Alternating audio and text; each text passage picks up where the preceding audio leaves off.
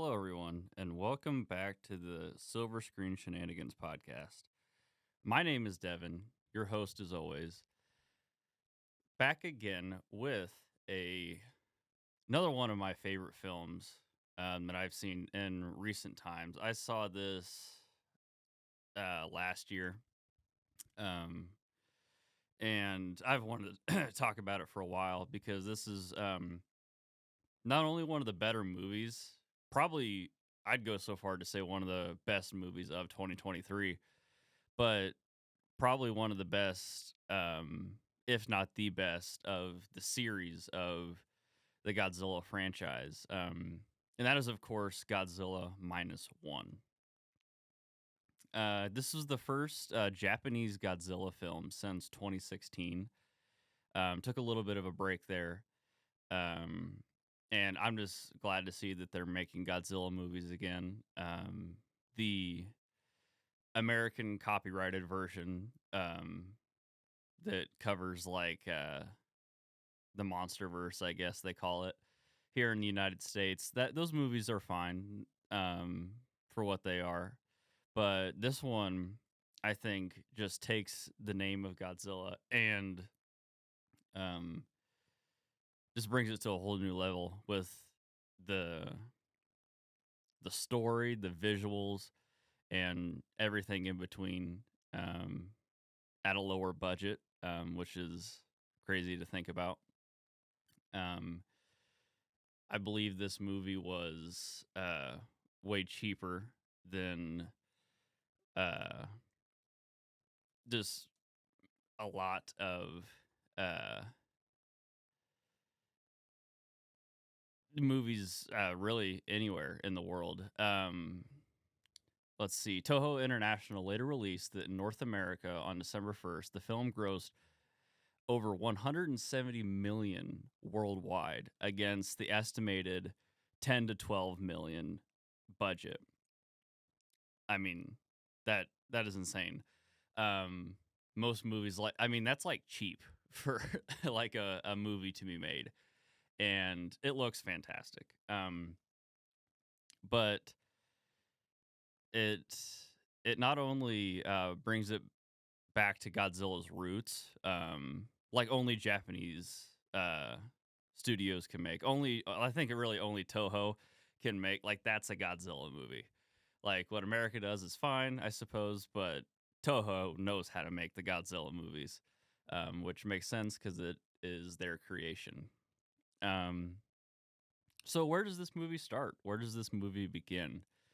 Uh, well, we go back in time a bit to one of my favorite eras in history, um, World War II. It's towards the end of the war, 1945. A We get introduced like immediately to our main character, which I believe is nice. It gets us started with developing what he's going through, what his arc is going to be, and I'll apologize in advance when I butcher some of these Japanese names. I'll try my best. The So we have this plane land on an island. This is our kind of open, and the movie's beautiful from the very beginning. There's a sunset. A Japanese uh, fighter plane, I guess, is landing on the evening. Lands on an island, sort of. It's a fictional island. It's been in many Godzilla movies throughout the years. They call it Odo Island, and pilot Koichi Shikizama lands on Odo Island. I think they say a zero is Japanese zero is the plane's called. The lead mechanic looks at the plane, and they work on this thing for a couple hours, like this crew, and they don't find any issues. So yeah, the plane not really defective. This kamikaze pilot is kind of, to put it sort of bluntly, abandoning his duty as a kamikaze pilot, which to me, like, I don't blame, honestly. Like, if you were to tell me to crash my plane into to expend all of my ammo and then crash my plane into an American battleship. I'm like, no, no, thank you. um, excuse me. So I totally understand. Like right off the bat, there's a sympathy for our main character. But as like correctly portrayed during the time, he is seen as a coward. He is seen as a like he has failed his duty as a warrior. Um, so as they are having this, it's sort of quiet evening. They are talking, yada yada, going to sleep, and then a like the alarm siren goes off, and it's like, is there an attack from the Americans? And they don't see anything at first. They all get to the bunker, and they're just like waiting in hesitation. They don't see any gunfire. Sorry. Um, and it's weird because there's no enemy engagement that we can see. So they get this guy runs up to like a tower where a spotlight is, and they order him to shine it down, and boom, there's Godzilla. A smaller, more like dinosaur like version of Godzilla, which I thought was kind of cool. It was like this is like pre Godzilla, if that makes any sense. It's like we see him before the transformation. Still obviously a major threat to the men on this island. Um, the men are in shock. They don't know how to grasp it at first. And which I thought was a good touch. I'm pretty sure they don't immediately shoot because they're like, what the hell is that thing? They're like in awe, they're in shock, which I think is very realistic. Like if we were to see a monster of this size, like even now, like we see things that we cannot identify that we're sort of, but we know we should be scared of it. We just kind of freeze up. And I think that's very realistic. Eventually they do get orders to fire. Um, and every single gun totally ineffective against Godzilla. Um, our main character Koichi gets an order from like the head like mechanic dude like pushing him towards his zero to get on the guns and fire his I'm not sure what it was, but it's a high millimeter like bullet gun type gun, and he runs towards it, gets in the plane as Godzilla is like crashing the camp and destroying things. He gets the opportunity, like Godzilla is in the perfect spot, and he freezes up once again. He does not shoot. And well, we know, the audience knows the gun wouldn't have done a darn thing. But the characters don't know that. So once again, he is shown to be a bit of a coward. Um, I believe, uh, and somehow, like I don't know, I think gets out of the plane maybe, or is thrown like Godzilla maybe hits his plane and he's knocked out of it, and then proceeds to be knocked unconscious as he hits the ground. Um, he wakes up to the lead mechanic, Sozaka, maybe I think is his name, to be the only survivor of the attack, and he's wrapping up um, the dead in these like burial cloths, I think, and he is pissed at Koichi, and like pushes him, tells him he's a coward, and like he never wants to see him again. Which again, totally understandable. Like what I think is so cool about this movie is you can understand where each character is coming from, and you can easily sympathize with them, which I think is the perfect and first building block to wanting to see this character continue throughout the movie. Um, um, Koichi returns home, and this is right aftermath of the war. Uh, So Tokyo, just a little background in World War II. The United States like obliterated um, many towns, many cities. Obviously, people know of the atomic bombing of Hiroshima and Nagasaki. But what maybe is not talked about as much is the firebombing campaigns of Tokyo, for example. Just total devastation and destruction. And that's what Koichi returned home to. Finds out his parents were killed in the bombings of Tokyo, and plagued once again by survivor's guilt. He feels guilt not only for living, but for abandoning his duty, he feels. Um, he is at the market, and he sees this woman running, and she hands him a baby, and uh, he does what I think anybody would do. He's confused, and he like sits down, and he has the baby there, and he's like, so he's like sitting there for a moment. He's like, "What do I do? How do I do this?" This is a moment where I want to mention real quick. When I went there, and obviously the movie's in Japanese, I was a little scared being, from America, that I couldn't like there's going to be a dialogue barrier, which there was. I mean, there was subtitles, but I was afraid that things were going to get lost in translation. But no, I was pleasantly surprised that these characters acting, like, I think even without the subtitles, you could grasp just from the character's emotion what's happening on screen. You can pick all that up, which I think is very cool. A testament to the actors for sure. Um, so as he begins to walk home with this baby, because like he's not, I think if I remember correctly, he begins to leave the baby because he doesn't know he's gonna take care of this little one. Um, so he almost leaves it, but he comes back and picks it up, and then as he's walking home, he meets Noriko, who was the lady that had the baby to begin with.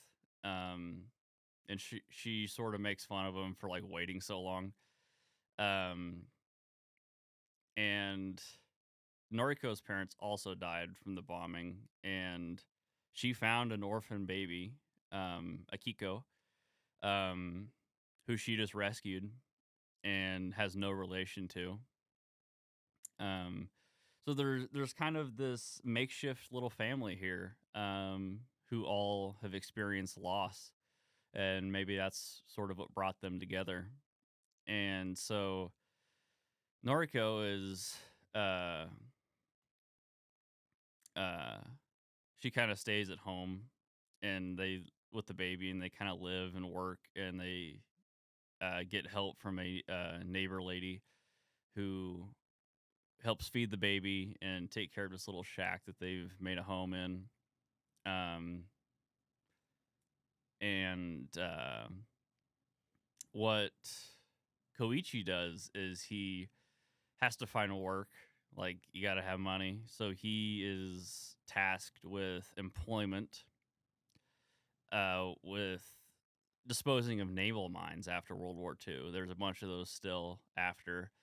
And it's a sort of kind of cool job. Like, if you're good at shooting, like what they do is they pull the mines up with like a hook or like a rope, I think, and then they have a gun on the back of the ship, and they fire it, um, and they blow up the mines essentially to get rid of them.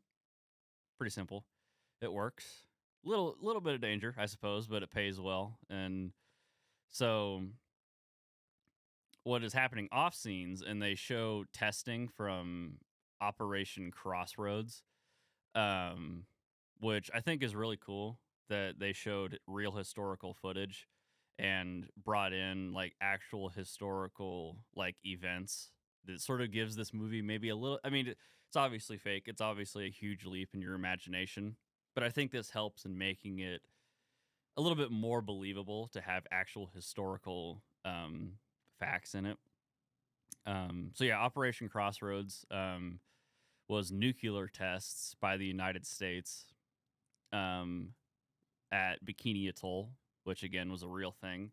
Which a little more history.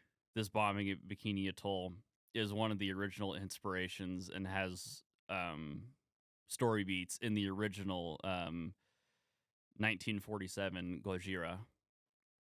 Um, so yeah, it's a cool little callback from all the way back to the beginning. Um,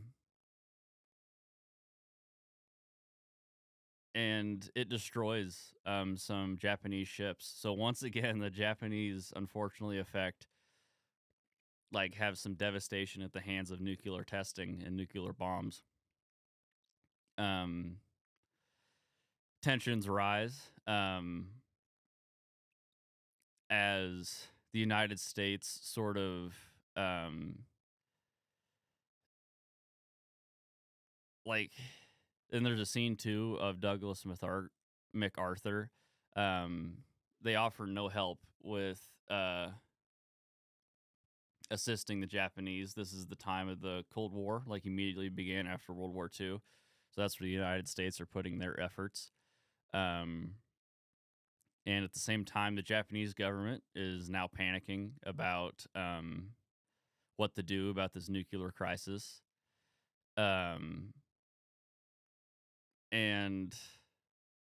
Godzilla is mutating and attacking vessels. And once again, the United States Army kind of tells Japan in a way that you're on your own. Like, we have, in their mind, bigger fish to fry. So the Japanese country as a whole, I mean, that's kind of the title of the movie, right? They're at their lowest point after World War II, and now they have a giant nuclear monster. So like they're one below zero, essentially, -1. Um, they're at their lowest point, and now they have to fight a giant nuclear lizard monster. um, so in May 1947, a couple years after these attacks and whatnot, um, they the minesweeper crew that Koichi is a part of. One of the guys is named Shika's or yeah, no, so yeah, Koichi and his minesweeper crew. I don't remember the other names, but they're a bunch of fun characters. Like there's an older scientist guy. There is, I don't know if it's a veteran, and then there's a younger kid who's like super enthusiastic, right, and wants to prove himself. And so yeah, there's a lot of dynamic and fun stuff going on with this crew. They go to, let's see if I can try to pronounce this, Ogasawara, maybe, I don't know, islands, and are tasked with stalling Godzilla's approach to Japan. And like, I don't know, how do you do this? I don't know. And because and you may be wondering, well, don't they have any military ships and whatnot, or don't they have an army? Well, after the United States uh, beat Japan in World War II, after they surrendered, there were some conditions with to change imperialistic Japan. I don't believe there was a standing army. I believe they were very limited in the Navy.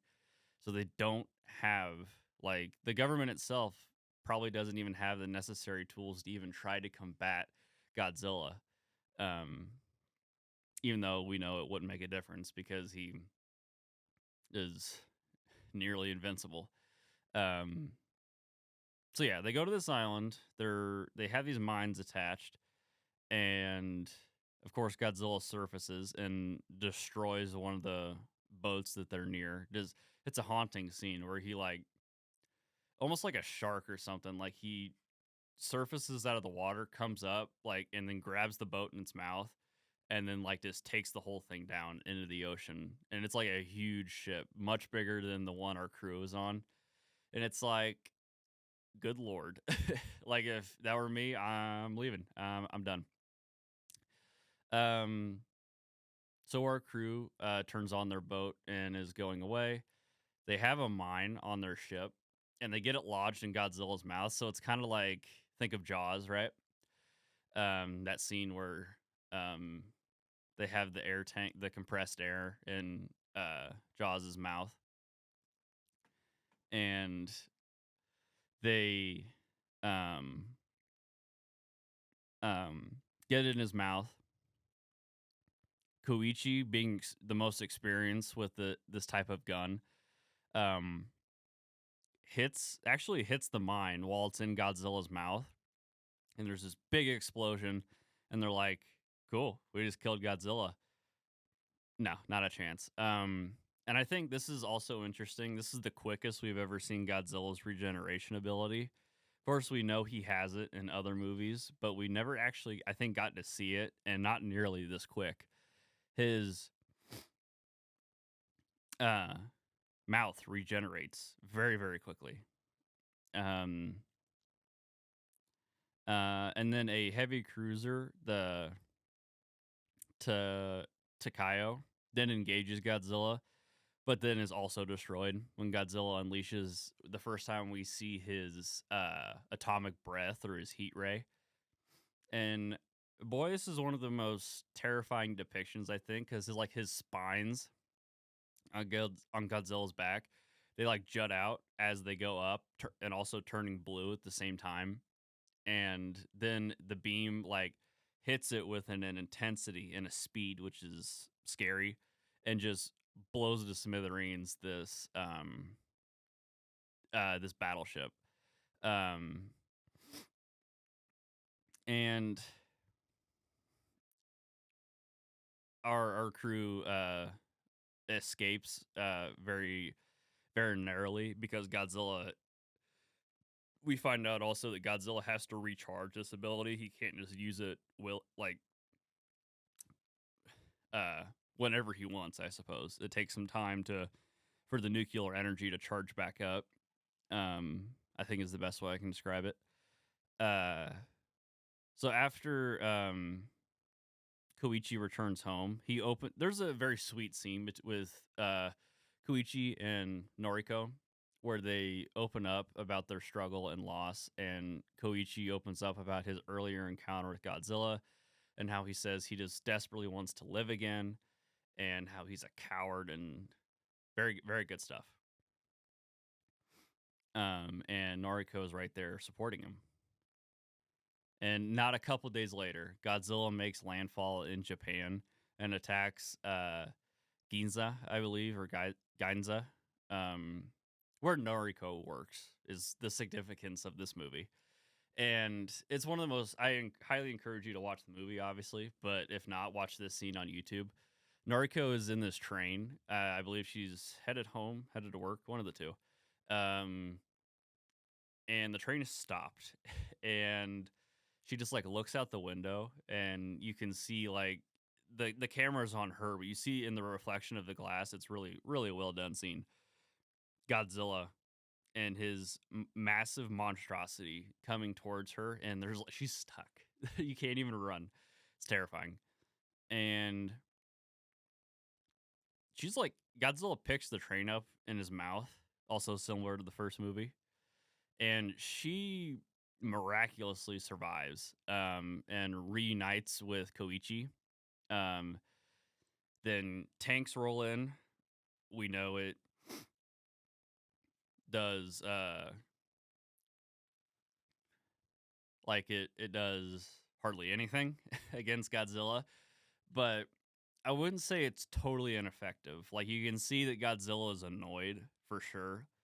I don't know if it's really hurting him, but it's kind of like, imagine like a bug, um, like biting you. It's not really. I mean, maybe it hurts like a tad bit, and it's more of an annoyance, I suppose. So Godzilla gets a little pissed. He charges up his heat ray, um, and uh, the scene cuts to our two main characters, and as Godzilla fires the beam, um, the initial explosion sends a shockwave that's like extreme. extremely powerful as well. But then you see the mushroom cloud go up, and then so the shockwave, it sends out a lot of destruction. Um, uh, Noriko at the last minute shoves Koichi into like this alleyway, so he's protected a little bit from the shockwave, and she flies back and uh, is presumed dead, which really sucks. Because she was one of the most she is not only one of the best actors, but she brought this like calming, sweet presence to the movie, and now her main character is at a new low point for sure. And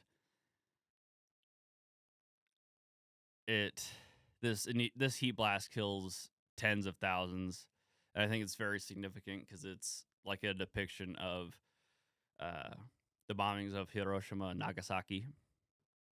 Devastated by the loss. Uh, oh, what's his name? What's his name? I forget. Koichi vows revenge. Like he is going to kill Godzilla. Um, the Japanese government has is faced some criticism for inaction. Um, so then the Minesweepers crew, uh, and a former naval engineer, Kenji Noda, and I believe a like there's an ex army official that like they get together, these group of citizens. I can't remember what his name is, but they get together this gang and devise a plan with like the scientist of the Minesweeper crew. They devise this plan to sink Godzilla to like the depths really quickly. I'm not sure how they do it. I'm not sure what the science is behind it, but the idea is the pressure the vast pressure change will uh cause Godzilla's body to basically shut down on itself, and like I don't know, it's like something to do with cells, right? The pressure the pressure of the ocean is going to kill him essentially.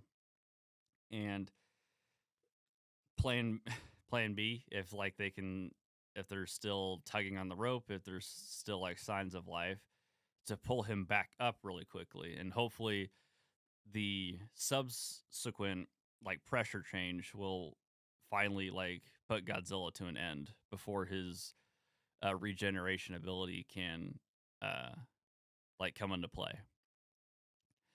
So they devise a plan to lure Godzilla to Sagami Bay before surrounding him with Freon tanks. That's what it is, Freon tanks, and rupturing them, lowering the water's buoyancy, sinking him, yada yada. Um, should the plan fail, the balloons will be inflated, and Godzilla will be forced back up. Um, oh, that's what explosive compression. That's decompression. Yes. Um, they recruit, like I said, recruit Navy veterans and to uh man the disarmed destroyers. And the head of the mechanics crew from the very beginning of the movie, they find him, and he's of course pissed to see da, da, da, da, da, da, da.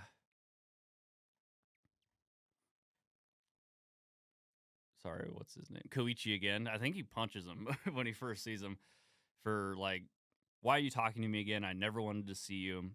But they find this like uh a a broken down Kyushu J7W Shinden, which is a um fighter plane that was like in early productions of World War II for Japan. And boy, this thing can fly. Like it's one of the more advanced planes of the time.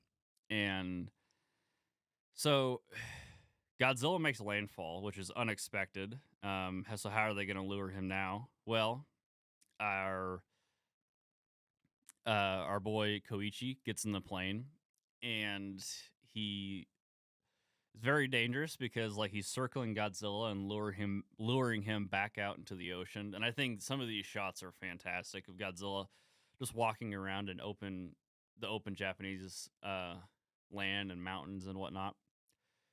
So Koichi lures Godzilla back out into the ocean.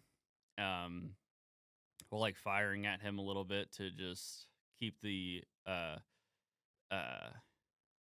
the plane going, keeping Godzilla following him.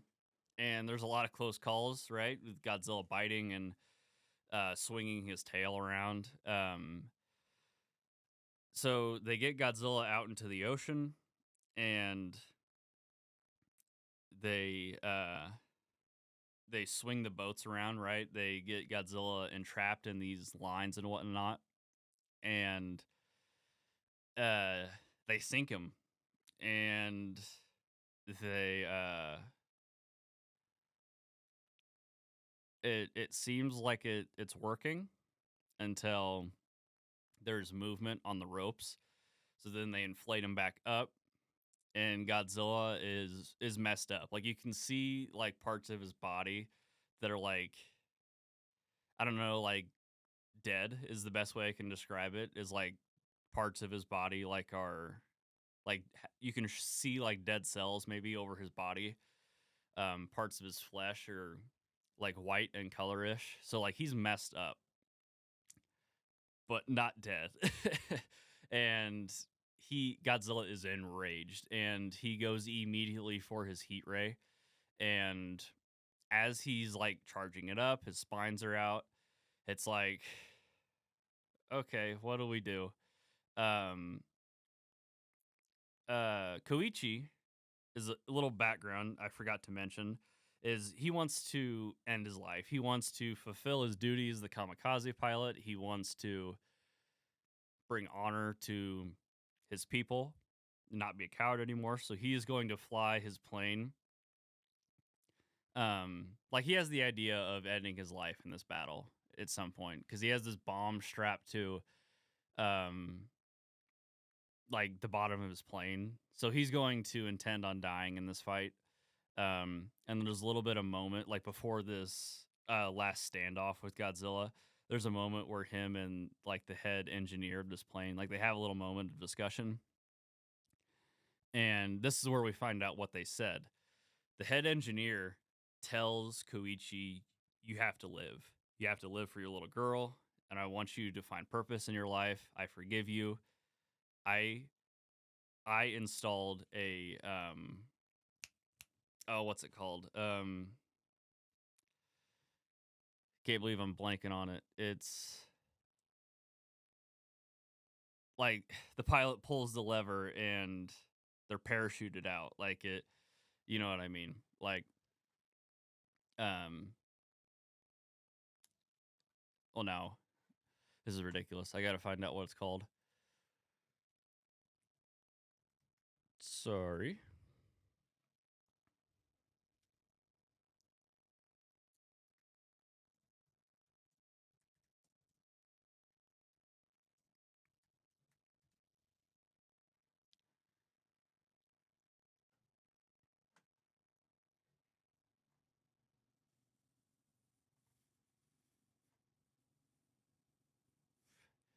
Who knows?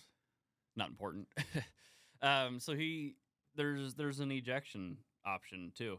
He doesn't have to die. Um, which I think is a very touching scene, no doubt. Um, he uh but like so all hope is lost basically. Godzilla's charging up his heat ray. He has it pointed at our all of our main characters on these ships. Uh excuse me. Um but then you hear the fighter pilot, the buzz of the plane swinging around, and Koichi is there's like a lot of high tension going on. Is he gonna eject? Is he going to die? Godzilla's about ready to blow everything up and kill everybody. The last line of defense. Um, just as Godzilla's releasing this heat ray, um, he the fighter pilot swings over like the fighter jet uh with like a high amount of speed flies directly into Godzilla's mouth. The bomb detonates, and it's like a chain reaction of like nuclear power and energy goes down Godzilla's body and just like disintegrates him right where he stands in the ocean, and he like crumbles into the ocean. It's a very cool scene. Um, and the crew celebrates as they see uh like a parachute like falling from the sky, and they see the Koichi did indeed eject, and he let go of his guilt, um, and he wants to go home and live. It's very cool. And upon returning home, the older neighbor lady, Sumiko, gives Koichi a telegram, and it's like there's no way. He has a look of disbelief on his face, and there's no way. So he runs to the hospital and he's reunited with Noriko. She survived, and I was like, how? Like in the moment, I was like, how? But they do like explain that she it was like just barely survived. She was messed up, but it's nice. I don't care. It's a sweet ending. This makeshift family reunited. Um, but of course, Godzilla is not dead. They cut to the bottom of the ocean where Godzilla's flesh, the remaining parts, begin to come back together and regenerate. Um, yeah, you can't kill Godzilla. um, and that was 2023's Godzilla Minus One. I think from top to bottom, the characters, the look and design of the movie, the plot, uh, dang near everything. Like I don't the CGI. Like I don't know if I have really many complaints for this movie. Um, yeah, I would say 9 out of 10, 10 out of 10, one around there because this, and I'm not alone, right? The 10 to 12 million dollar budget resulted in a 170 million gross earnings. Um, yeah, cinematography, editing, music, production, all-star cast. Um, it the direction of the movie was fantastic. I'd probably go out on a limb and say this is probably one of the best, if not the best, movies of 2023. Um, does very much justice to the idea and concept of Godzilla, what it means, the history behind it, very well respected. And I think that's also something that this movie does very well is keeping um, keeping at least there's an attempt to keep it very grounded and realistic as much as you can with like a giant atomic breathing lizard swimming around.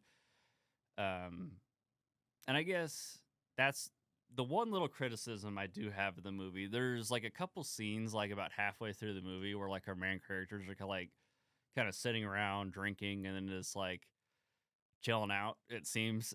And I've always and that's not this movie specifically. There are other Godzilla movies where that happens, and I'm like, guys, Godzilla could attack at any time. It's like there's like no time to be like chill or relaxed. You know what I'm saying? Like that. This is a little thing.